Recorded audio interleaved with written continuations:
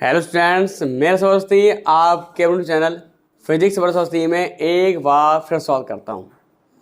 जैसा कि आप लोगों के लिए इम्पोर्टेंट डेरिवेशन की श्रृंखला ब्रह्मास्त्र सीरीज का यह सेकंड वीडियो आज आपके लिए लेके आए हम, जिसमें से हम इम्पोर्टेंट कॉन्सेप्ट और इम्पोर्टेंट डेरिवेशन की बात कर रहे हैं। कल हमारा वीडियो आपके पास शाम को 7 बजे आपके पास वीडियो आया था।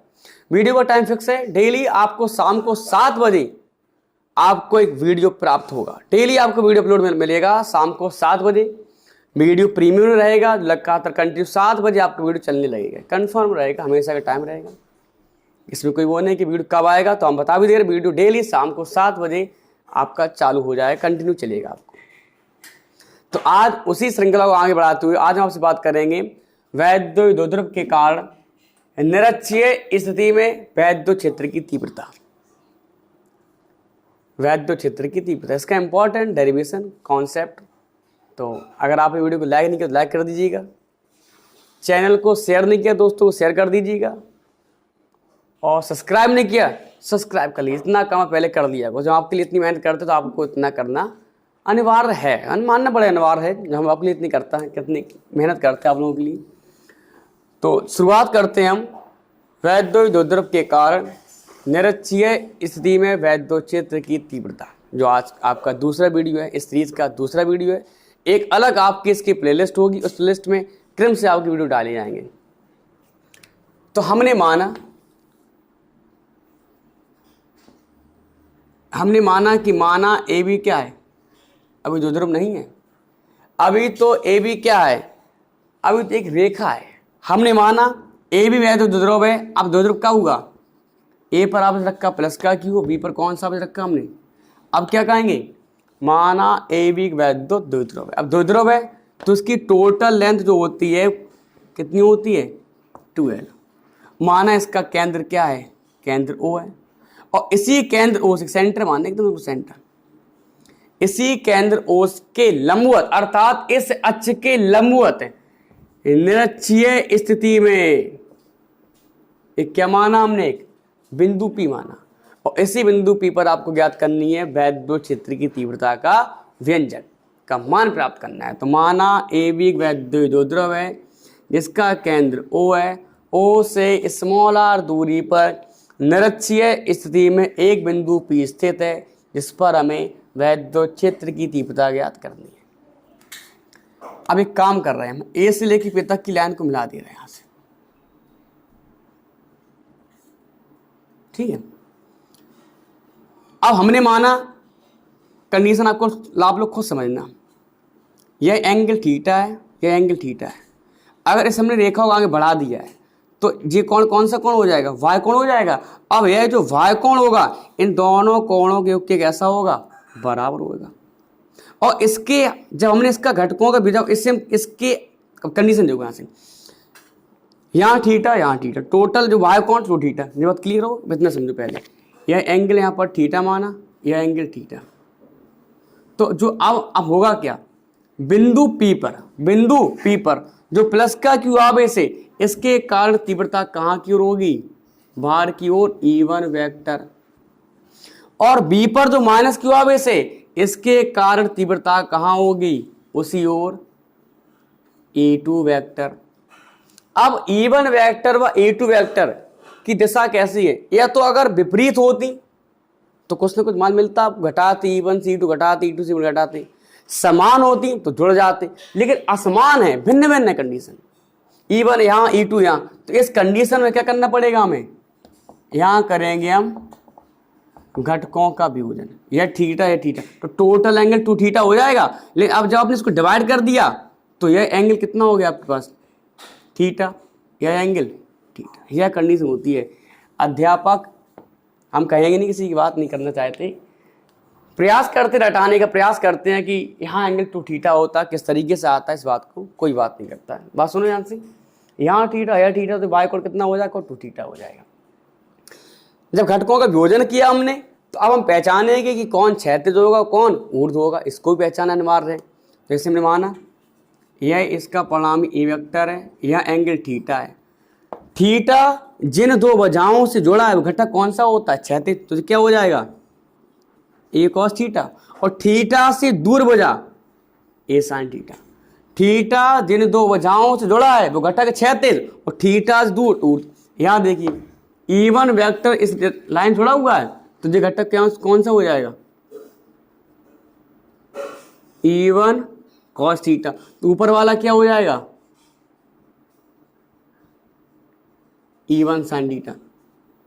यहां देखिए आप यह एंगल, इसमें देखो कितना परिणामी है, E2 परिणामी है, और थीटा जुड़ा हुआ ऊपर वाली वजह से, तो घटक ये वाला कौन सा हो जाएगा, E2 कॉस थीटा, और नीचे वाला E2 साइन थीटा।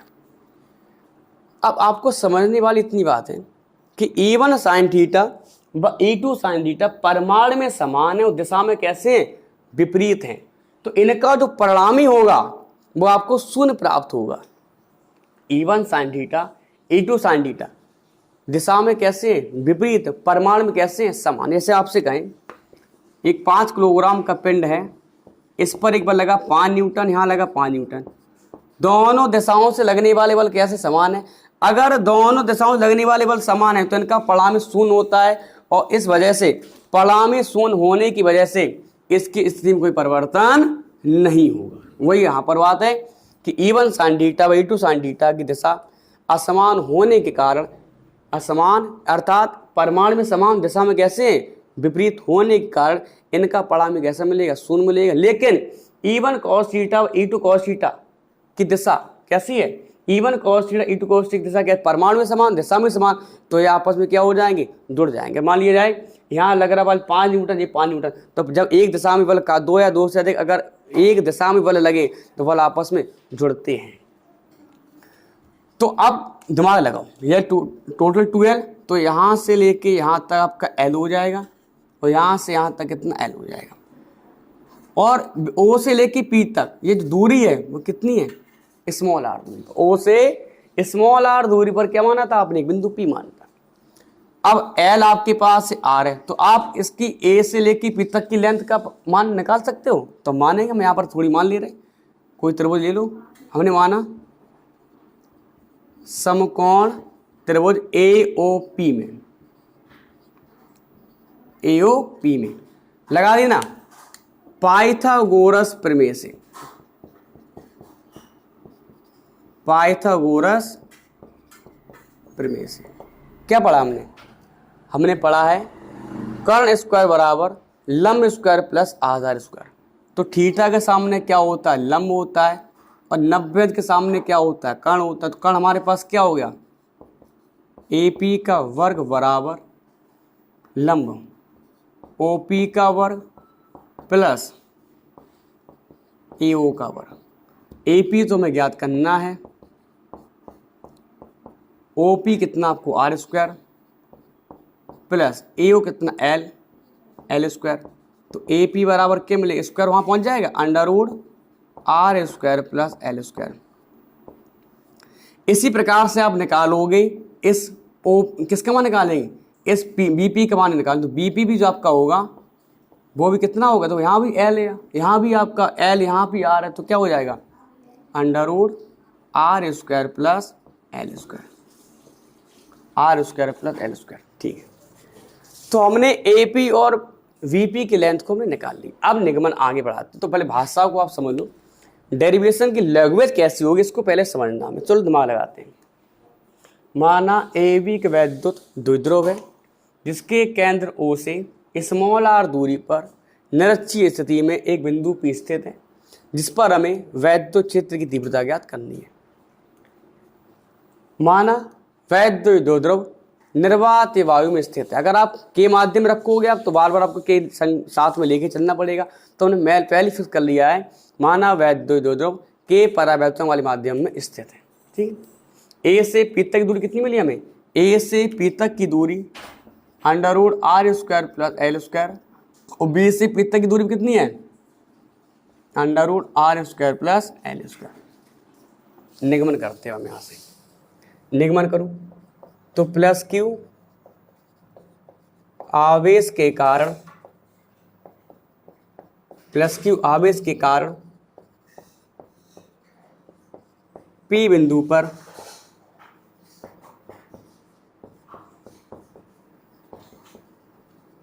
वैद्युत क्षेत्र की तीव्रता। तो हमने E बराबर क्या पढ़ा फॉर्मूला, 1/4 पाई एप्सिलॉन 0 एप्सिलॉन। इसको थोड़ा छोटा कर रहा है, बोर्ड में बन जाना चाहिए, बोर्ड हमारा छोटा बोर्ड है।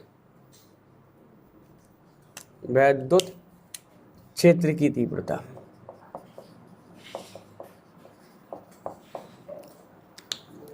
तो E बराबर हो जाएगा अब इवन मान लिया से 1/4 एप्सिलॉन इंटू, अगर के माध्यम रखते आप तो इंटू के कर देते, क्यू अपॉन आर स्क्वायर। तो R square plus L square under root है, under root R square plus L square का होल स्क्वायर।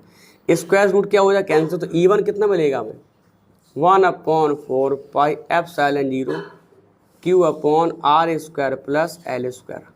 समीकरण नंबर 1। इसी प्रकार निकालेंगे हम माइनस क्यू आवेश के कारण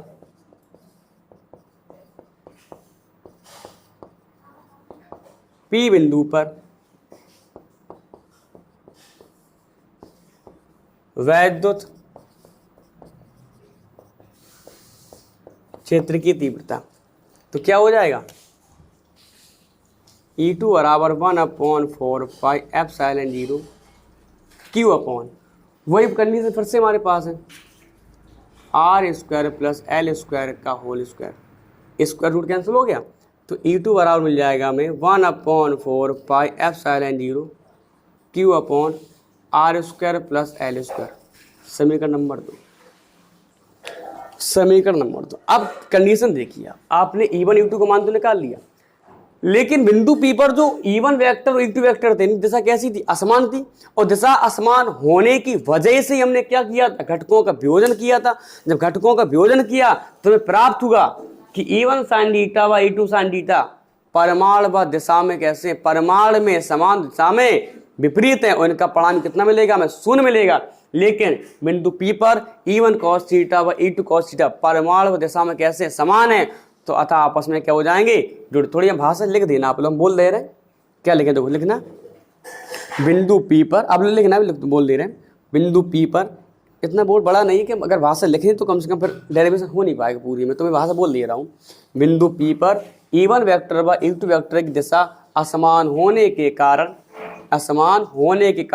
घटकों में वियोजन करने पर, E1 साइन घटकों में वियोजन करने पर E1 sin थीटा व E2 sin थीटा परिमाण में समान दिशा में विपरीत हैं, अतः इनका परिणाम 0 होगा।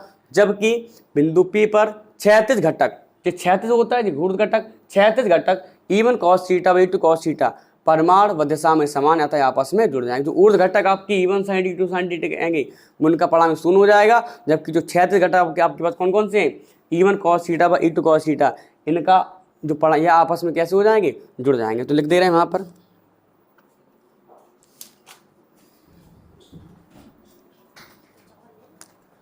लिख दे रहे हैं यहां पर बिंदु P पर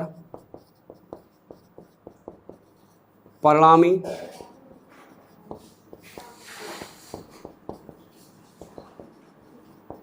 वैद्युत क्षेत्र की तीव्रता। तो E बराबर क्या हो जाएगा, परिणामी निकालनी है हमें, तो जुड़े हुए हैं। अब E1 sin theta sin theta है तो खत्म हो गया केस। तो केवल E बराबर क्या होगा, E1 cos theta plus E2 cos theta. इसमें कॉमन क्या है, cos थीटा कॉमन है, तो E बराबर E1 प्लस E2 इंटू cos थीटा। तो E बराबर वैल्यू पुट कर, E1 कितना है 1/4 pi epsilon 0 Q upon R square plus L square. ठीक इतना ही 1/4 एप्सिलॉन 0 Q upon R square plus L square. cos theta आधार बटे कर्ण, cos थीटा थीटा सम लंब, नब्बे आधार कितना हो जाएगा L, और कर्ण under root R square plus L square. तो E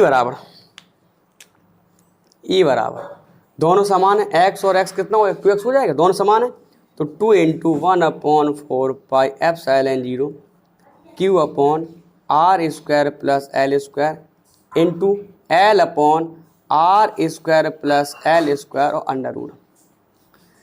एक बात दिमाग आप लोग खुद लगाओ, तो इसको लिख दिया पहले, ई बराबर 1/4πε0 क्यू इंटू 2l।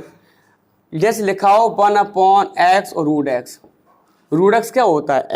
एक्स की पावर 1/2, एक्स इंटू एक्स की पावर 1/2, गुणाम घात जुड़ती हैं तो एक्स की पावर क्या हो जाएगा? 3/2। वही बात यहाँ पर एक्स लिखा है, रूट एक्स लिखा हुआ है, तो R square plus L square की पावर 3/2, 3/2।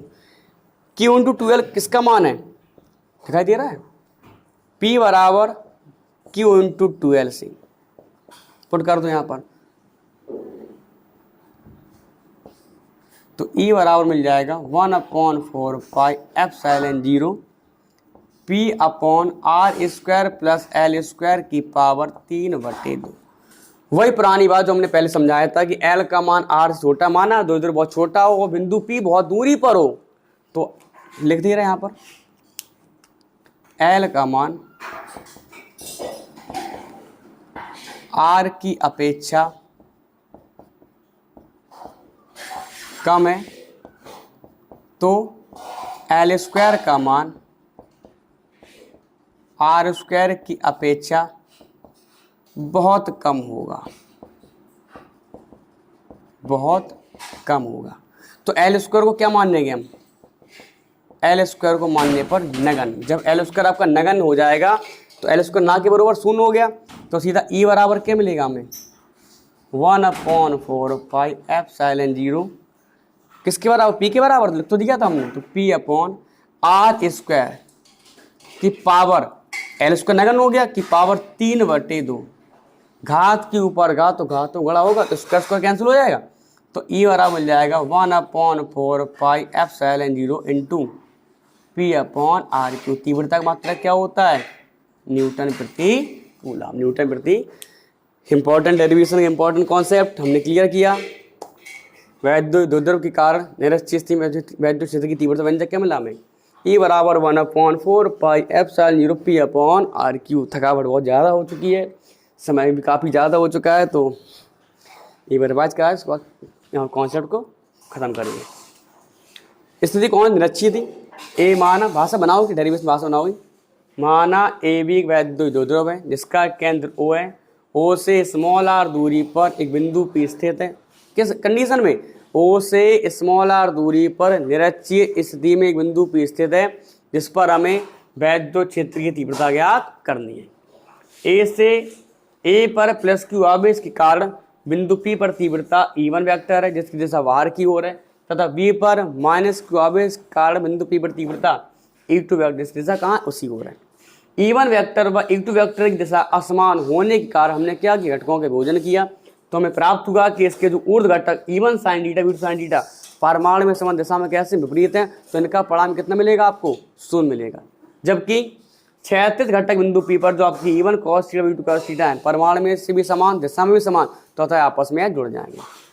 हमने लेंथ निकाली, हमने ए से पी तक की समकोण त्रिभुज माना हमने, तो ए पी और बी पी निकाला हमने, कितना मिला में? √r² + s² निकाला हमने, वैल्यू पुट किया हमने। तीव्रता फॉर्म में जानते E बराबर होता है 1/4πε0 Q अपॉन r²। पुट किया यहाँ पर हमने, कैंसिल हो गया, स्क्वायर रूट कैंसिल, तो Q अपॉन r² + l² समीकरण नंबर 1 माने से हमने। और जो आपका समीकरण नंबर 2 हो गया, तो बिंदु P पर परिणामी तीव्रता जो होगी, क्यों? वो तो आपका 0 हो गया था। E बराबर E1 cos theta + E2 cos theta, इसको देखो हमने दोनों समान थे, x और s 2x हो गए, 2 इंटू लिखा हुआ है, तो E बराबर 1/4πε0 Q into 2l upon r² + l² power 3/2, और Q इंटू किसके बराबर है? P के बराबर है। तो L का मान R से अगर छोटा है तो इसका वर्ग जब करोगे तो वो भी कैसा हो? नगण्य हो जाएगा। तो E बराबर क्या मिला? 1/4πε0 P अपॉन r² पर 3/2, स्क्वायर स्क्वायर कैंसिल हो गया। E बराबर क्या मिला हमें? 1/4πε0 P अपॉन r। एक बात और सुनो ध्यान से, आपने एक समझा दी रहे अच्छी का फॉर्मूला, ई अच्छी का जो व्यंजक पढ़ा था वो पढ़ा होगा 1/4πε0 2p अपॉन r क्यू, दिखाई दे रहा है।